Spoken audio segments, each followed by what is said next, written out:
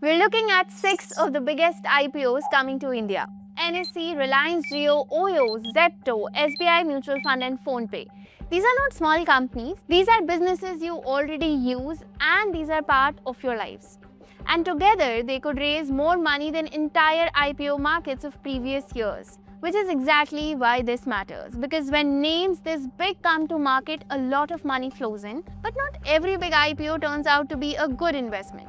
So the real question is not just whether you should apply, it's which of these are actually worth your money and which ones carry risks most people are not seeing.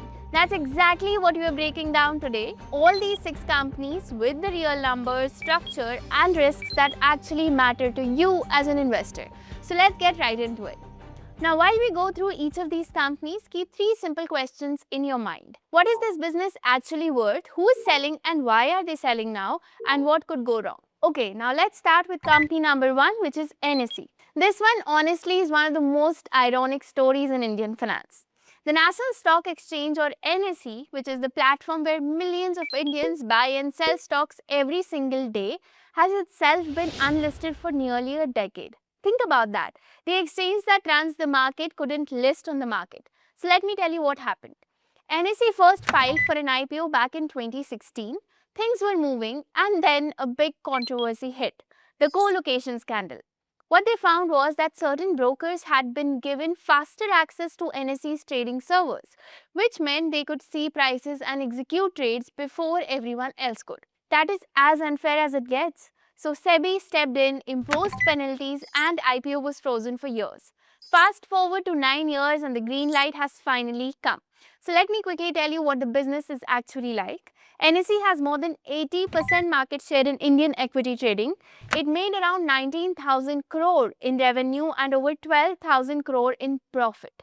Operating margins are around 70%.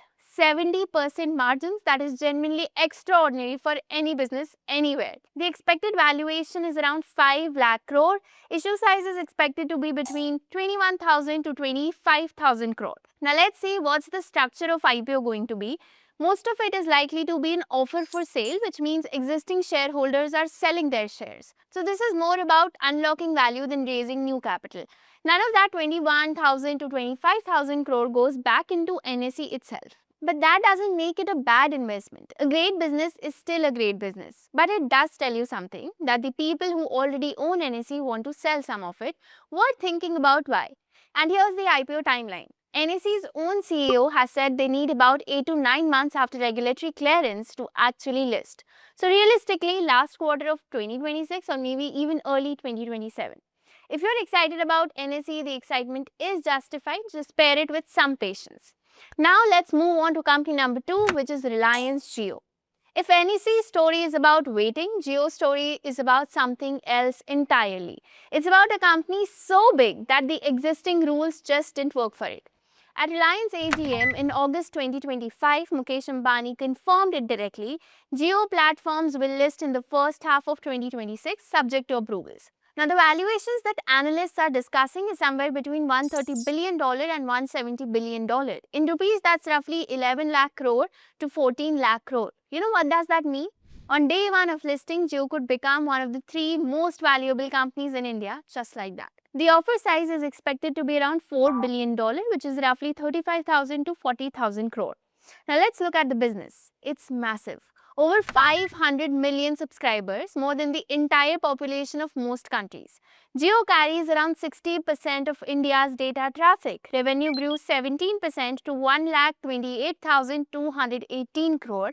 EBITDA came in at 64,170 crore. But the detail I really want you to know is that SEBI used to require companies going public to offer at least 5% of their shares to the public. For a company of Jio's size, that 5% would have been an enormous amount of supply hitting the market all at once. So the rules were changed. Large companies can now list by offering just 2.5%. So Jio was so large that regulators literally rewrote the rules before it was even listed. That tells you the kind of scale. Now, the IPO will have both a fresh issue and an OFS, so some money goes into the company and some goes to existing investors. Now, one thing to keep in mind though is that at 11 to 14 lakh crore, you're paying for a very long runway of future growth. And telecom businesses, however dominant, always need capital. That's just the nature of the industry. Now, let's move on to company number 3, which is OYO. Now, this one is a very different kind of story. OYO has tried to list twice before. In 2021, they came to market asking for a $12 billion valuation. The company was deeply loss-making at that time, so investors and regulators asked the obvious question, when does this actually make money? So the filing was withdrawn. In 2023, they tried again quietly through the confidential route. That too was abandoned in 2024. Conditions weren't right and the numbers still didn't support what they were asking for. So what's different now? The numbers are actually there this time. 12 consecutive quarters of positive EBITDA. In FY25, OYO posted a profit after tax of 623 crore, which is up 172% from the year before. Revenue was 6,463 crore. And beyond India, OYO now operates in more than 35 countries, including the acquisition of Motel 6, which is a large budget hotel chain across US and Canada. And here's the part that actually impressed me during our research. The valuation they are targeting this time is $7 to $8 billion, down from the $12 billion they asked in 2021. They came back with a lower number, not because the business got worse, but because they are being realistic about what it's actually worth right now. That kind of discipline is rare and it matters.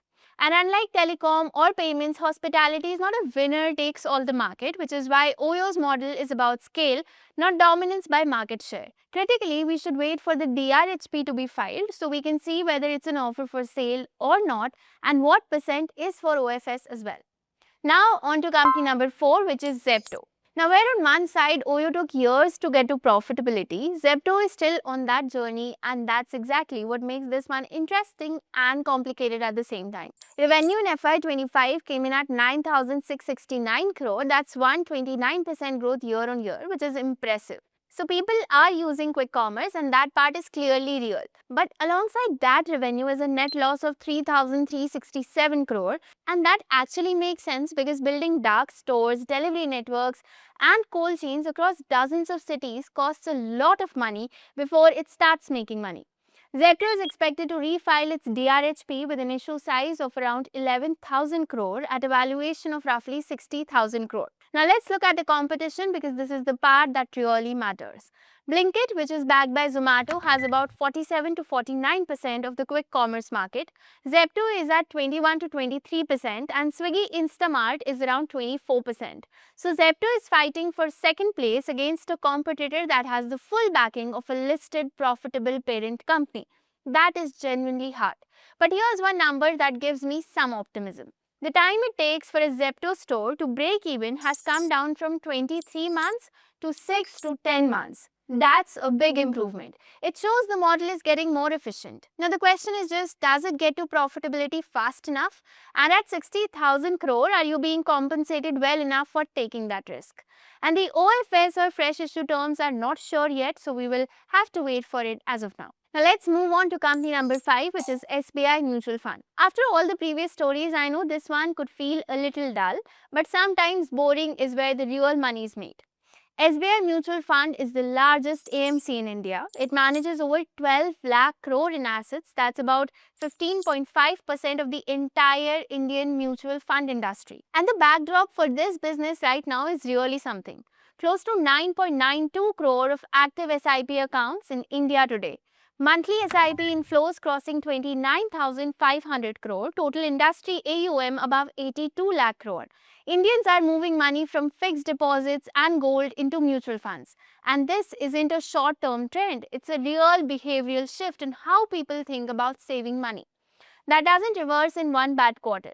SBI Mutual Fund filed its DRHP with SEBI on 19th March 2026, making it the most ready of all the 6 companies we are covering today. The listing is targeted for September 2026. The IPO size is around 13,000 crore.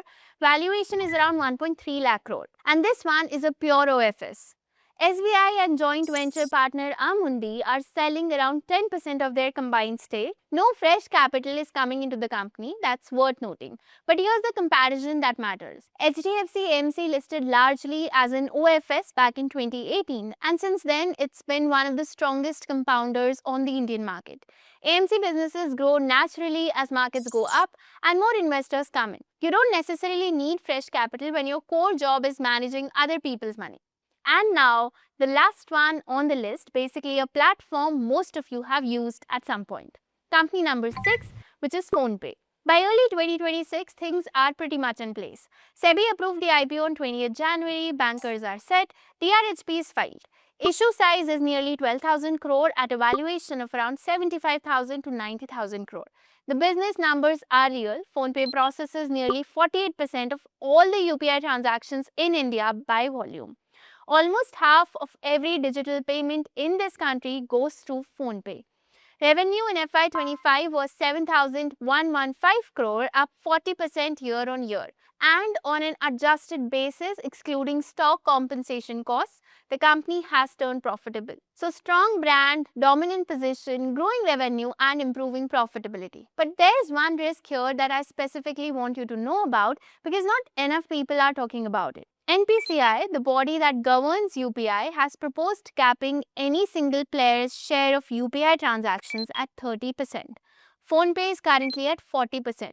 If that cap is ever enforced, PhonePe would need to give up nearly 20 percentage points of market share. That hits revenue directly, that hits the entire investment case directly.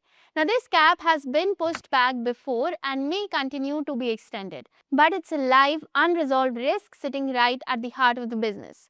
CEO Sameer Nigam has confirmed they are committed to listing in India, but no specific date beyond the 18-month SEBI approval window from January 2026. So, great business, real risk, keep both in your head at the same time. So these are the 6 upcoming biggest IPOs. Now don't just apply because it's popular, apply where it makes sense. So which IPO are you most excited for? Tell us in the comments. And if this helped you think more clearly, like, share it with someone who's always excited about IPOs and subscribe for more such deep dives for investors. See you in the next one. Investments in securities market are subject to market risks. Read all the related documents carefully before investing.